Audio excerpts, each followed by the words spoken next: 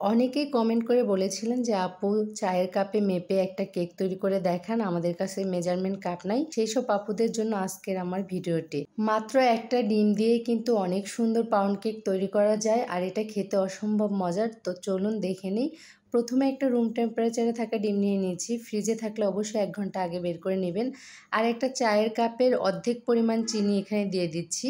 চিনিটা একবারে দেয়া যাবে না, আস্তে আস্তে দিচ্ছি আর বিট করে নিচ্ছি। আপনাদের কাছে যদি এরকম ইলেকট্রিক বিটার না থাকে তাহলে একটা কাঁটা চামচ কিংবা হ্যান্ড উইস্কের সাহায্যেও আপনারা বিট করে নিতে পারেন, কোনো অসুবিধা নাই। চিনি এখানে একসাথে অ্যাড করা যাবে না, যার কারণে কিন্তু কেক অনেক সময় চুপসে যায়। আস্তে আস্তে দিতে হবে আর এইভাবে বিট করে নিতে হবে। একদম 5 থেকে 7 মিনিটের মতো, যতক্ষণ না চিনিটা গলে যায় ততক্ষণ এভাবে বিট করে নিতে হবে। 1 কাপের আমি অর্ধেকটা কিছুটা পরিমাণ এখানে রান্নার তেল দিয়ে দিচ্ছি। আপনারা চাইলে আর একটু কম দিলেও কোনো অসুবিধা নেই।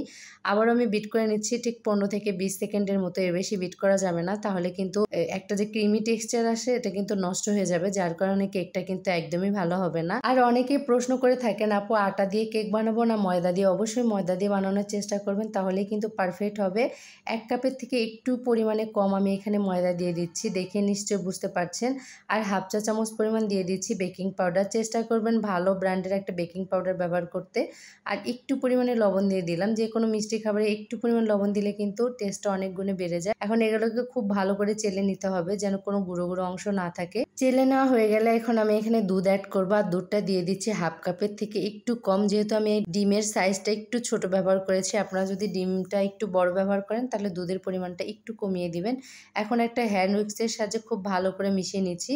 যেহেতু এটা স্পঞ্জ কেক না, কোনো টেনশনের কারণ নেই, আপনারা কিন্তু ঘুরে ঘুরে ভালো করে মিক্স করে নেবেন। এখন এখানে আমি 1 ফালি লেবুর রস অ্যাড করে দিচ্ছি, এর থেকে বেশি দেওয়া যাবে না, তাহলে কিন্তু কেকটা খেতে একদমই তিতো তিতো একটা ভাব আসবে। আপনারা চাইলে ভ্যানিলা এসেন্সও দিতে পারেন, অন্য কোনো ফ্লেভারিং এসেন্সও দিতে পারেন, কোনো অসুবিধা নাই। আবারও ভালো করে মিশিয়ে নিয়ে এখন আমি এখানে 1 ফোঁটার মতো ইয়েলো ফুড কালার দেবো। এটা জাস্ট একটু দেখা সৌন্দর্যের জন্য, আপনারা চাইলে এটা না দিলেও হবে, কোনো অসুবিধা নেই। এটা আবারও ভালো করে মিক্স করে নিতে হবে। আবারও বলছি, যেহেতু এটা কোনো ধরনের স্পঞ্জ কেক নয়, তাই আপনাদের কোনো টেনশন নাই যে এটাকে ওভারবিট করলে কি ফোমটা নষ্ট হয়ে যাবে নাকি, এই ধরনের কোনো টেনশন নেই। আপনারা জাস্ট এটা খুব ভালো করে মিক্স করে নেবেন। আমি যে মোল্ডে কেকটা তৈরি করব সেই মোল্ডে একটু তেল ব্রাশ করে নিচ্ছি, যাতে নিচে থেকে না লেগে যায়। যদি আপনাদের কাছে বেকিং পেপার থাকে তাহলে এভাবে দিবেন, আর যদি না থাকে তাহলে একটা খাতার কাগজ বসিয়ে দিবেন, এতে করে নিচ থেকে কেকটা ধরে যাবে না। এখন আমি ব্যাটারটা অনেক উপর থেকে এখানে দিয়ে দিচ্ছি, যাতে কোনো ধরনের বাতাস ক্রিয়েট না হয়।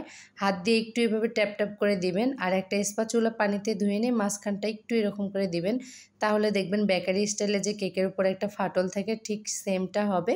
আর কেকটার ভিতরে এক্সট্রা বাতাস ঢুকে কিন্তু কেকটার নষ্ট হয়ে যাবে না।